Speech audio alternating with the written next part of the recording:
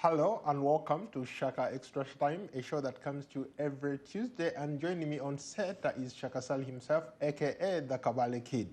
Hello, Shaka. Hello, Paul. How are you?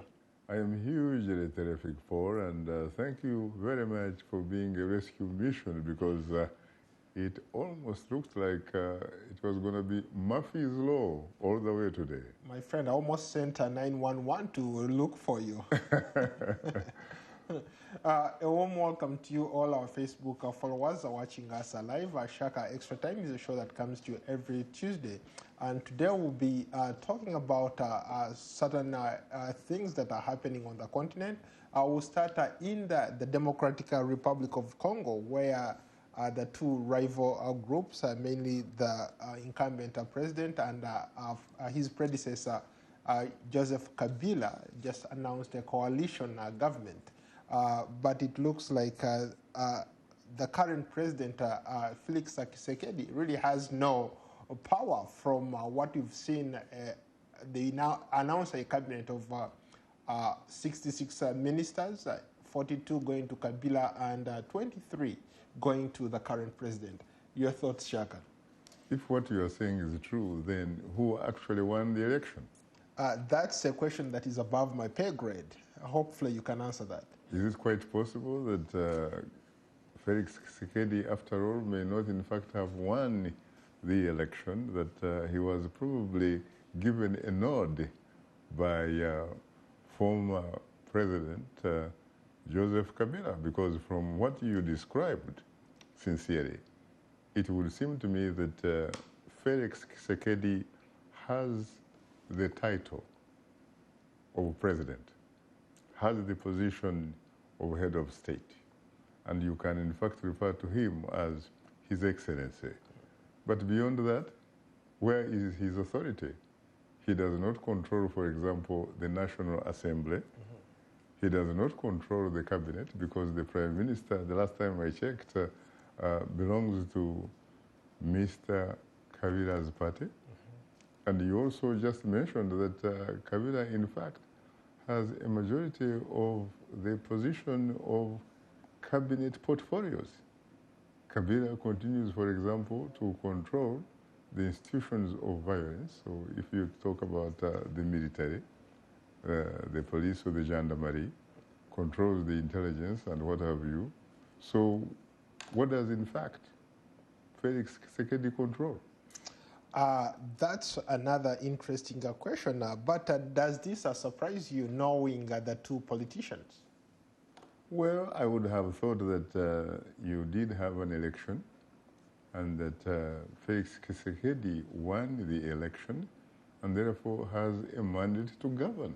How do you govern when your hands are tied behind your backs and your feet are tied together? How do you punch when it comes to the heavyweight boxing championship of the world? Speaking of, I don't think I can think of a better analogy really to paint a good picture when it comes to what we see in Congo. What's the likelihood that this coalition will collapse simply because I don't see how the current president or the incumbent president, Felix Tshisekedi, can hold on to power if things are looking like this? Well, they probably have a very, amiable arrangement.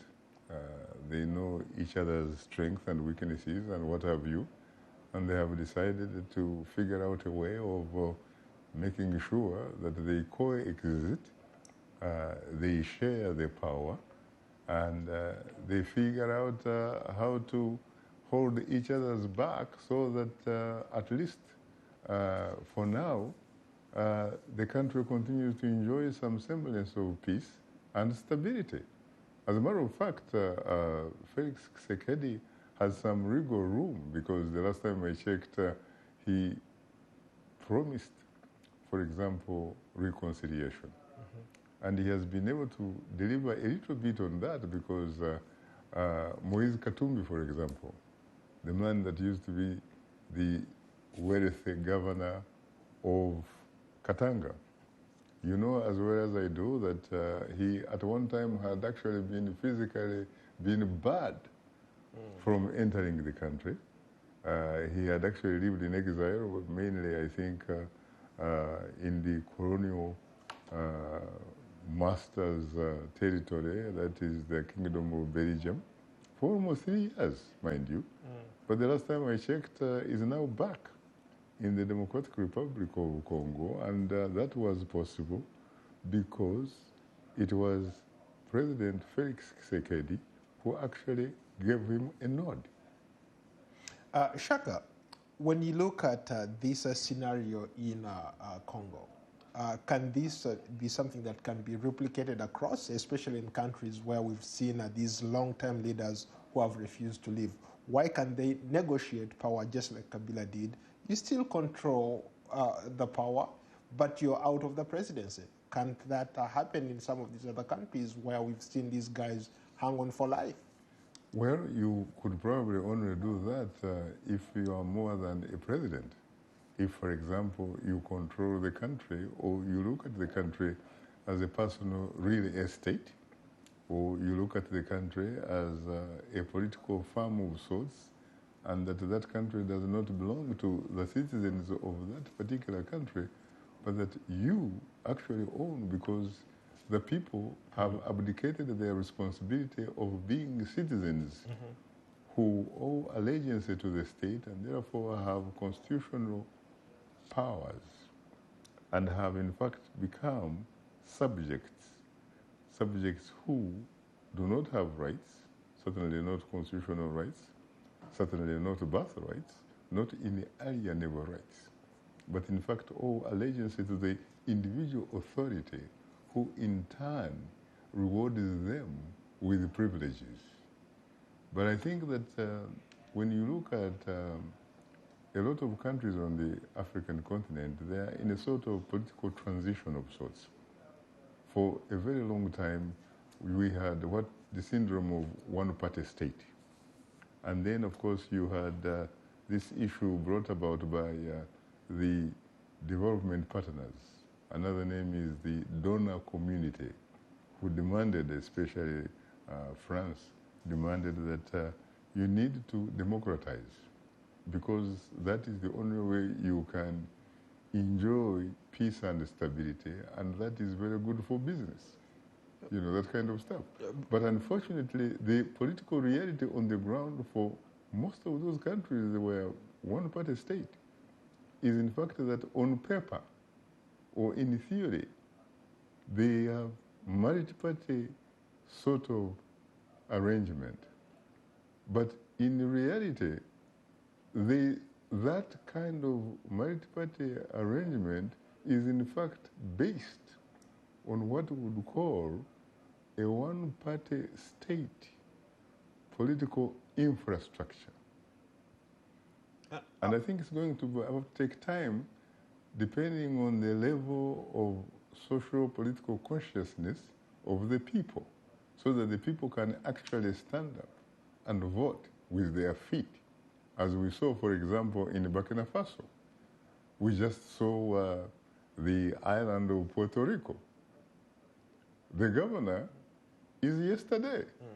He didn't want to go, but the people, can you imagine, more than a quarter of the population of your country actually goes to the streets and demands that you step aside. What do you do? Because let's face it, we always hear that power belongs to the people.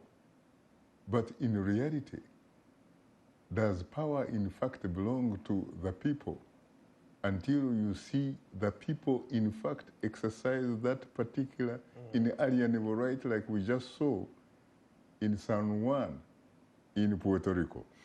Quick follow-up from John Nzala. Politics and democracy in Africa is still copy and paste from Western countries. That's why most African leaders are directed what to do from the Western world or the Western capitals. Is that something that is maybe akin to what we are seeing in Congo? Because technically, Felix Tshisekedi is not in charge here. He obviously has to be able to make a persuasive case that he is in charge. Because based on what we just said, based also on what you walked us through in terms of the numbers game, in terms of the cabinet. In fact, we should probably even look at the specific dockets that are controlled by either party. We should look, for example, the Ministry of Finance, the Ministry of Mining, the Ministry of Defense, the Ministry of Interior, the Ministry of Foreign Affairs. We should be looking at some of those ministries who actually controls them.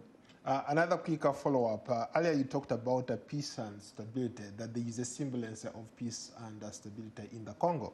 But people in Eastern Congo will argue that what you're talking about is something unheard of. They have not experienced any peace or stability in that part of the country.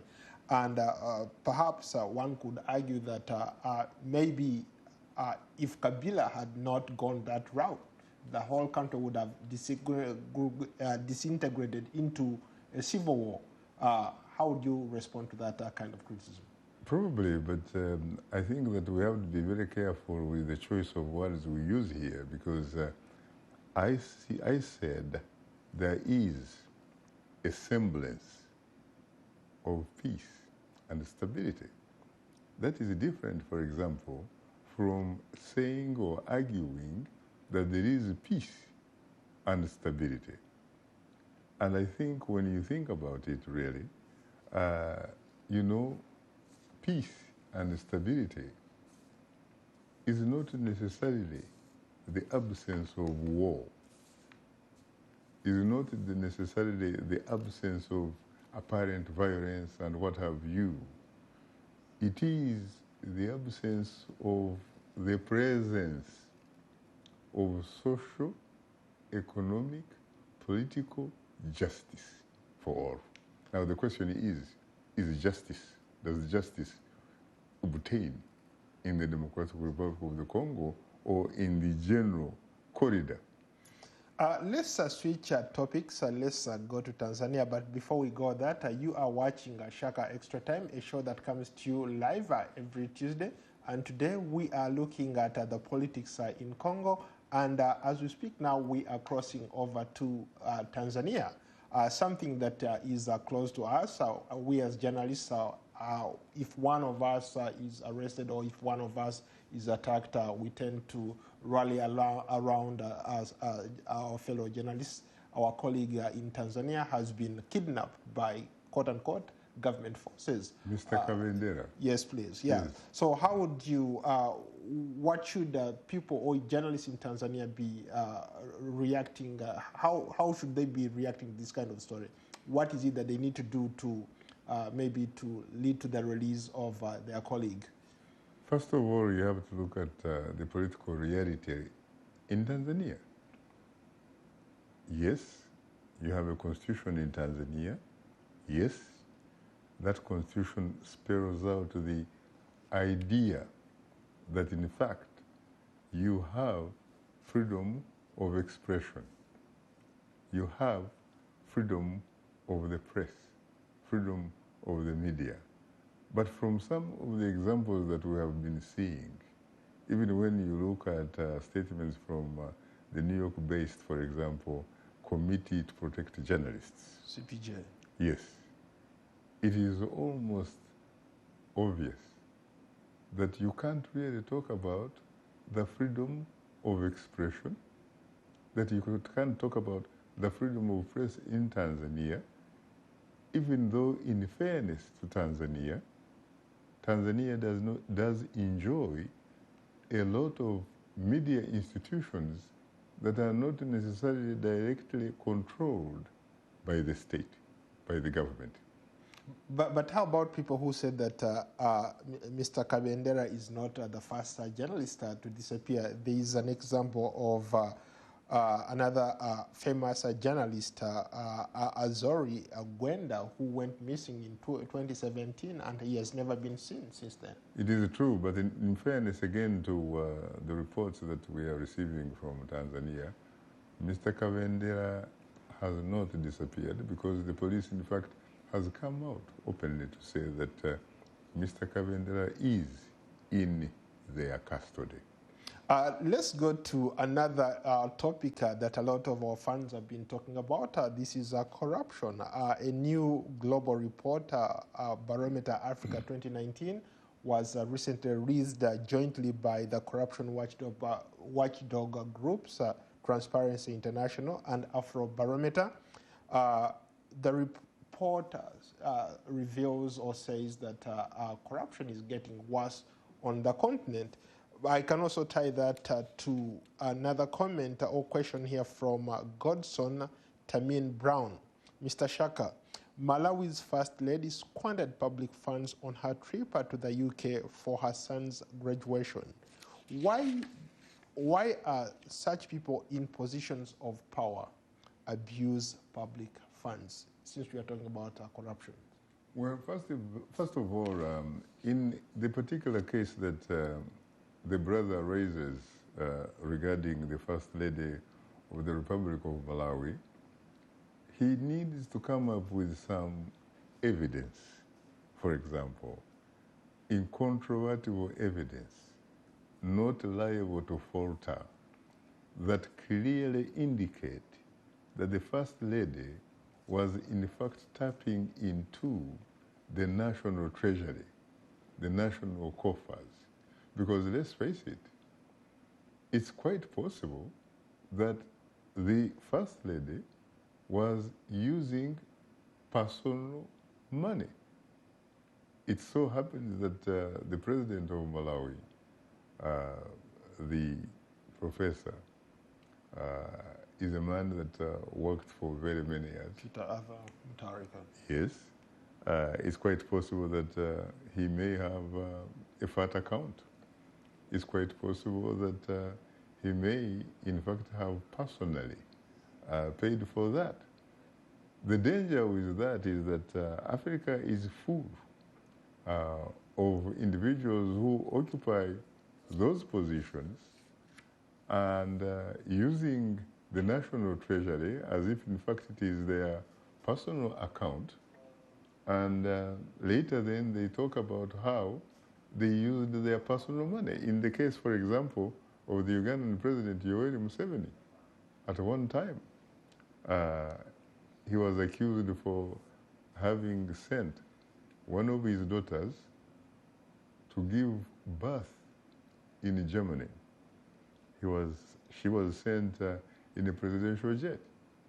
And the president, if I remember correctly, he said he was in fact using his personal money to send his daughter to whomever he wanted to take care of his daughter.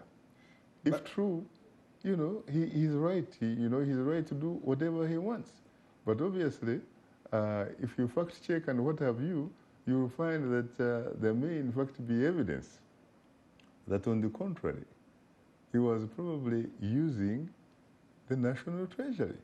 You have a man who at one time dominated, for example, the Ivory Coast, Côte d'Ivoire, Ufegwanyi, a man who embarrassingly built the largest Catholic basilica in his hometown of Yamoussoukro at more than, at the time, $200 million. And he actually said it was his personal money. And you know what it was very interesting about that?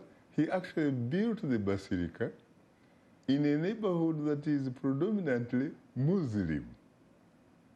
He actually invited the Pope at that time to come and open it, and the Pope gave conditions to attach hospital and some schools and stuff like that before he could, gather some kind of moral authority to give it a stamp.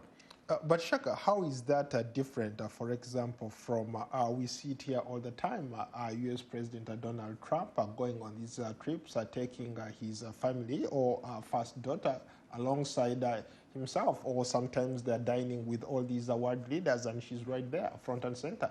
First of all, Paul, I think it would be very unfair to make those two comparisons.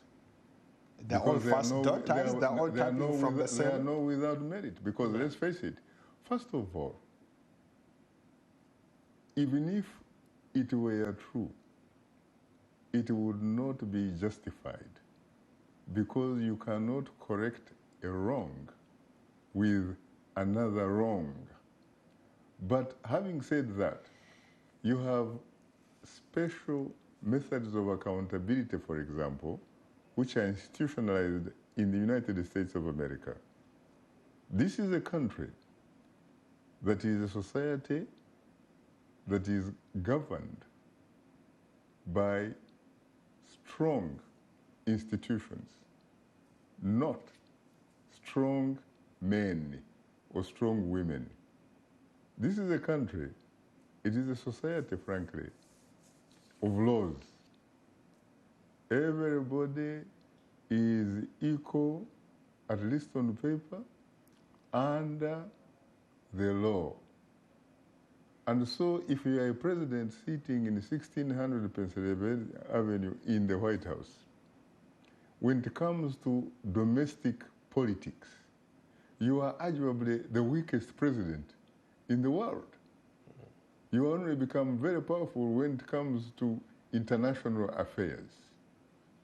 In order for you to do anything in this country, you have to figure out how to navigate your way by negotiating around those strong institutions.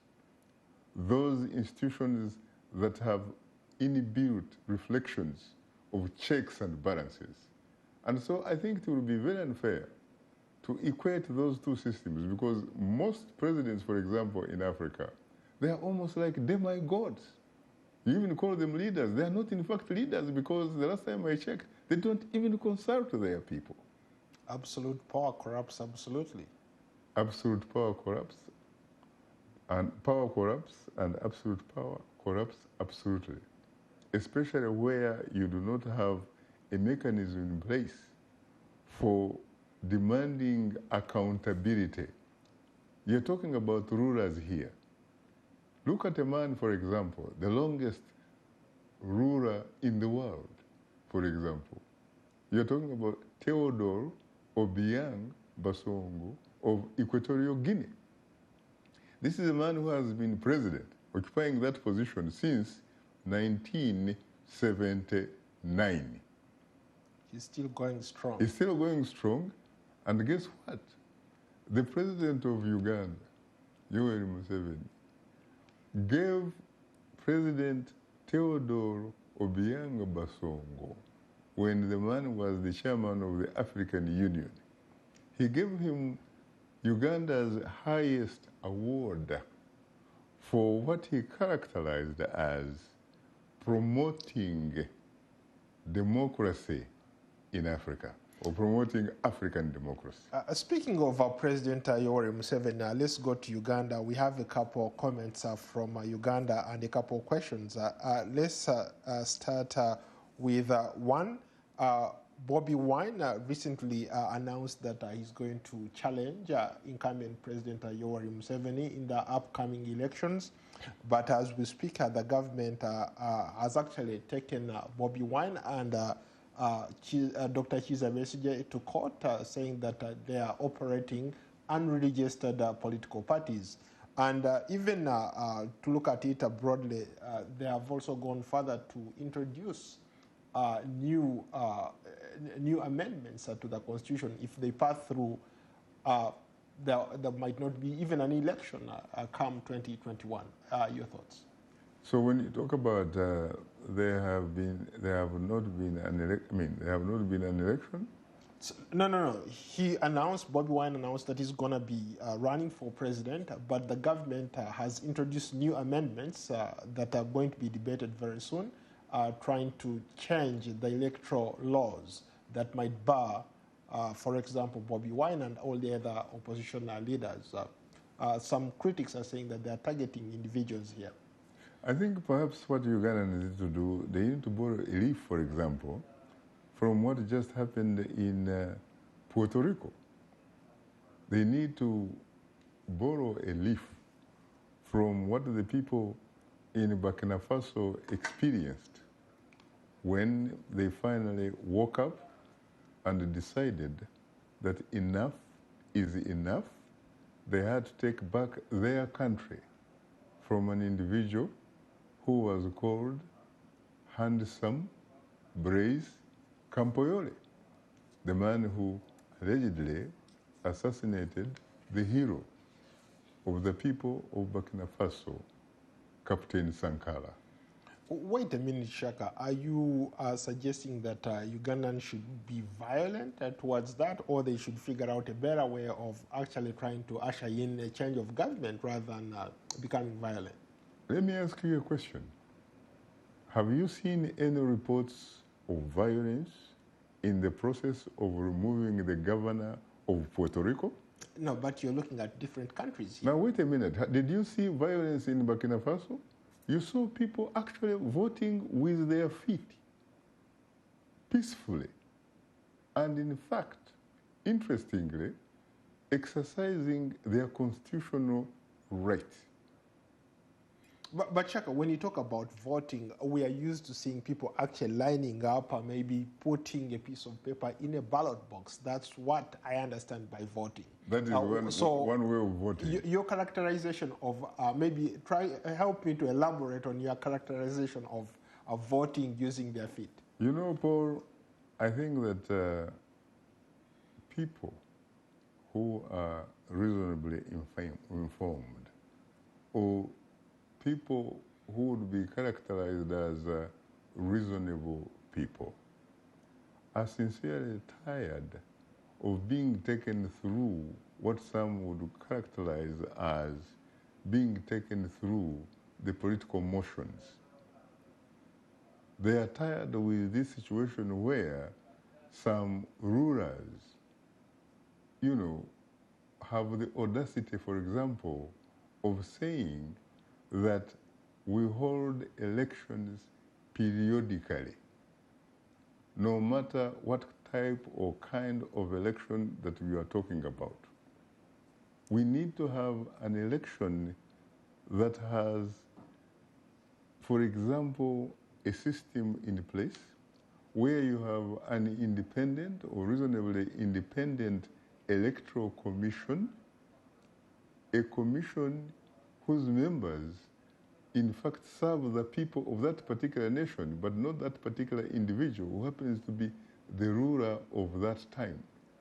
Because we need to have an election whose results reflect the will of the people, the will of the voters, not the will of the individual who announces the results or the will of the people who actually count the votes. Because if we continue doing that, we go back to what used to be the Soviet Union under Joseph Stalin.